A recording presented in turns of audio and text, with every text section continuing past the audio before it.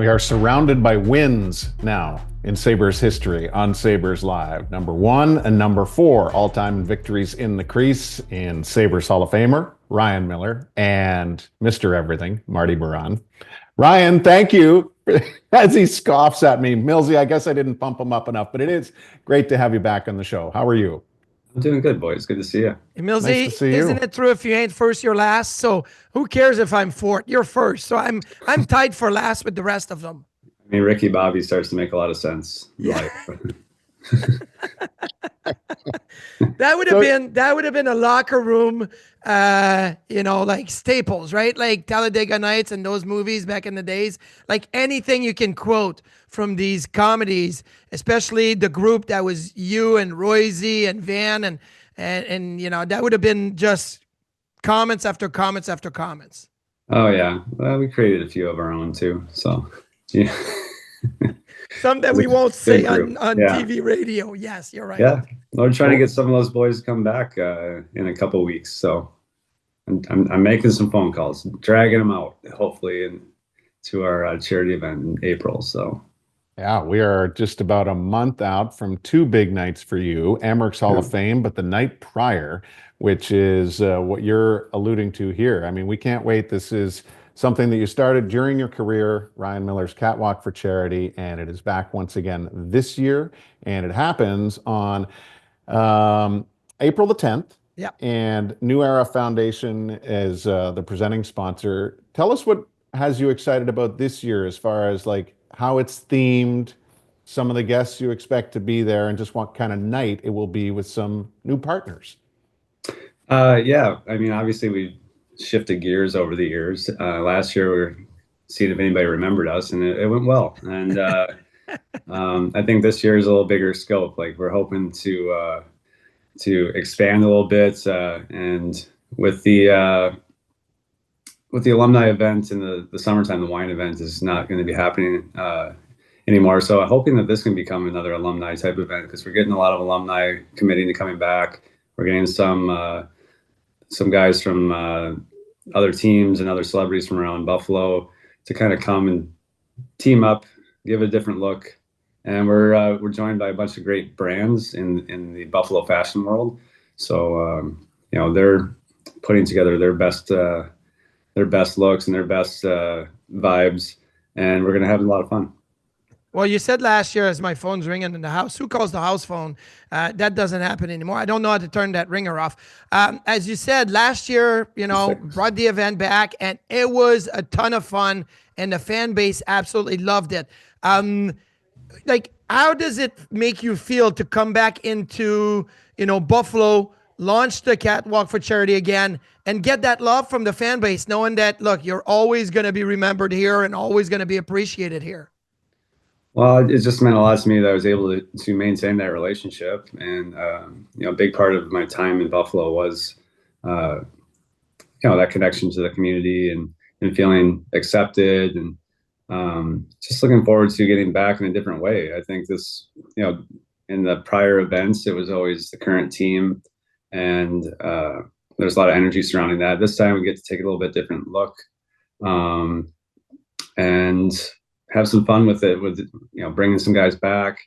I thought one of the cooler parts of the event last year was having Rhett Warner, JP Dumont really front and center for their involvement with Carly's Club and Courage of Carly, and how that connection all kind of came together, with Rhett Warner's relationship with the family and the group at the hospital, and then JP Dumont carrying that forward and really introducing me to that side of things, where it really aligned with some experiences my family went through with my cousin and his battles with cancer. So really a full circle kind of moment. And now that we kind of have that full circle, we're back. We're trying to do it bigger, and I think it's great. We're going to have a little more of an accessible situation, a little bit bigger venue. I think ticket prices are a good place, and there's going to be a lot to do, a lot of people to meet, a lot of people to talk to. And that's the main thing for me. I always liked our events were really social, interactive, and it was something where you got to really see the personalities, and it wasn't an event where you got to just stare at your favorite player. It was, you got to hang out, and that was important to me, because Buffalo is a community. You can't just stare at everybody. You got to know who everybody is.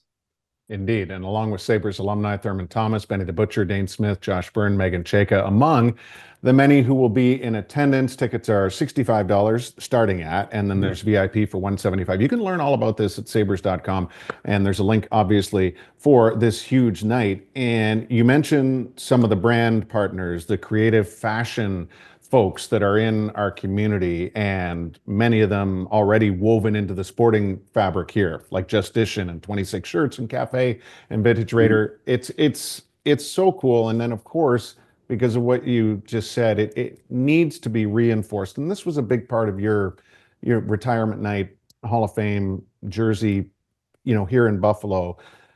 The Sabres and the creation of the Ryan Miller Legacy Endowment Fund, and how it benefits the courage of Carly. Now that you're removed from it all these months, I know it's years, but it doesn't feel like it. But we have to admit it. It's years. Yeah.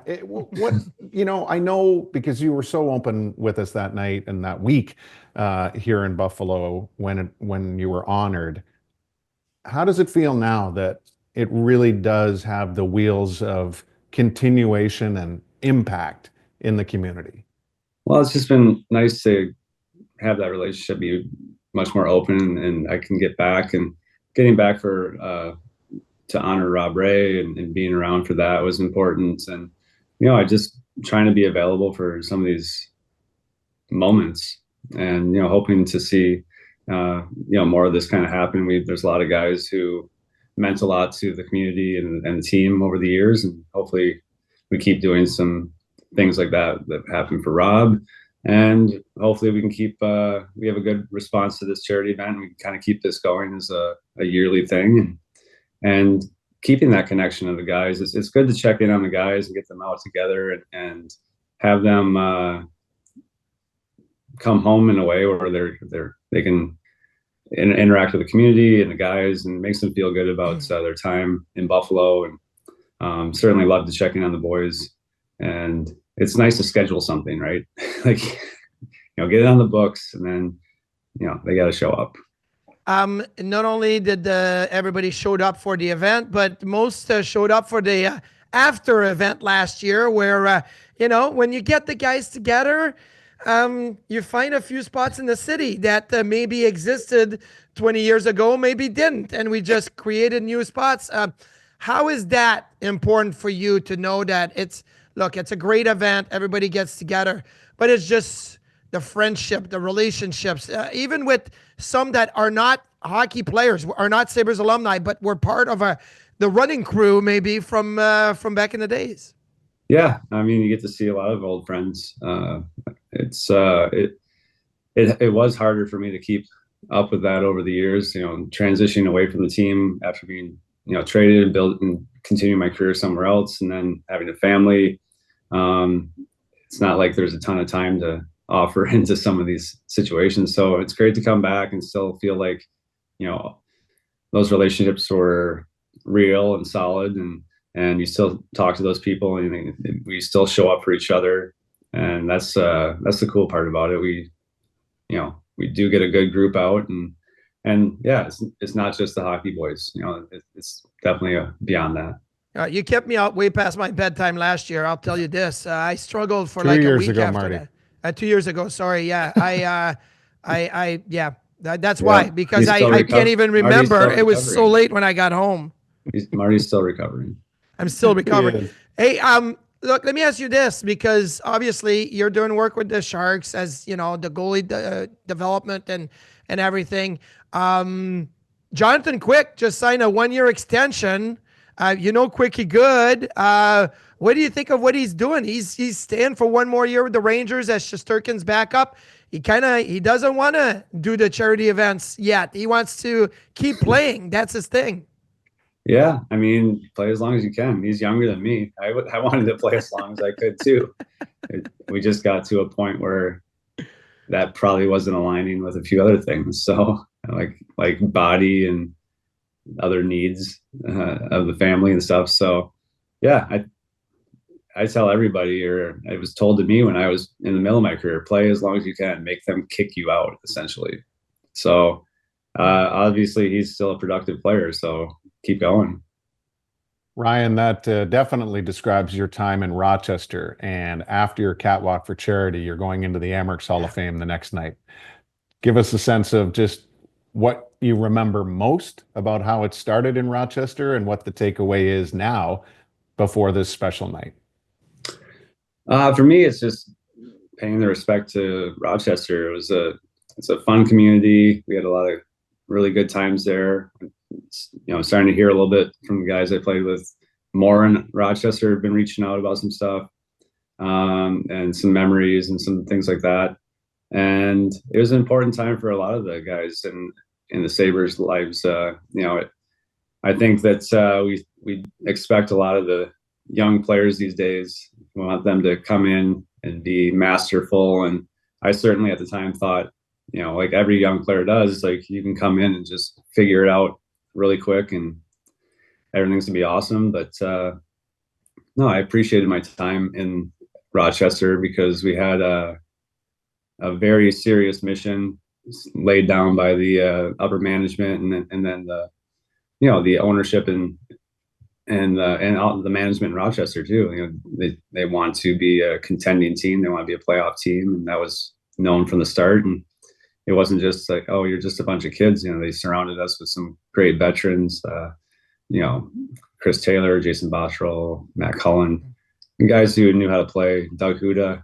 One year he's my defenseman, next year he's my coach. Like stuff like that. So it was a great experience, and those guys. I think when you look at how they handled themselves and the way they played, it taught us a lot, and the time there taught us a lot, and the community was awesome. We had a lot of fun there, lived in different parts of the area, and really got to know that part of the world. And it was a really early stage of my life still. I just moved away from home. I did live away from home earlier in my hockey career, but I went home for college. So it was really my first chance to step away, do things on my own. Rochester was the place. So it was, meaningful and not a place I got a chance to get back to. So I'm interested to get back to Rochester and check in and say hi. Yeah, well, I beat you to the Rochester Hall of Fame, so that's my claim to fame. I was first in that one. Doesn't matter. But I do remember the first Scott Metcalf meeting, my first training camp, and he got all the boys at center ice, or guys like Mike Hurlbut or Randy Cunneyworth, and we had a trip in Providence one year. We had amassed like a ton of team bonus money, and we went for team dinner. And Mike Harder, we thought we lost him in the city. Like, it was like, those are the things that really build your experience, right? Is there one thing like that trip in Providence, I think would be the one thing that I was like, okay, like this is crazy. We're a bunch of young kids, but we're having fun. Is there one thing that you can single out, like a game, a playoff series, the lockout year in the NHL? Like, was there one year that you can single out? No, I mean, it all was great. I think those first experiences of like, hey, we got 3-3, and they're all the first ones on the road. We got to stop by the home game, and then we got to swing out to somewhere in Pennsylvania. Like that's the kind of stuff where you're like, okay, what are we doing? Like, this is crazy. Like how in motion you are for like 3 or 4 days of the week, and then how stationary you are for like 3 or 4 days of the week. Yeah. Like you have a chance to practice and you have a chance to kind of goof off of the guys in town, which is what we made a point of doing. Was we knew we had a 4 or 5 day window, we would plan something. Mm-hmm. And like having a band practice with Tom Askey, like that was planned. Like that was probably where it all started. But that's the point you kind of get to. You're just like, well, how many times can you? Well, I mean, it's upstate New York, right? So there's cold moments. So it's not like you can be like, hey, we're gonna go golfing today, boys. It's like you got to have some indoor events, and like you can only play, like we're playing cards and games on the road all the time. It's like you can't just go sit in a room and play cards all day. So it's like, yeah, you kind of get to know each other. I guess that's something that was kind of important to the team dynamic, was we were looking to hang out together, and we were motivated by the fact that we had a lot of time and we didn't want to be bored. And I think that's also a sign of the personalities on the team. Motivated people looking to either be better or looking to do something interesting, and that's kind of how it all kind of came together. So really great group dynamics. Still talk to a bunch of the guys like Tom Askey, Steve Lindgren, guys who were a lot of fun to be on team with. Tom is still playing musically. He's a great follow on Instagram. Are you still playing? Here and there. The guitar case is my daughter likes to just open the guitar case and get into that velvet part.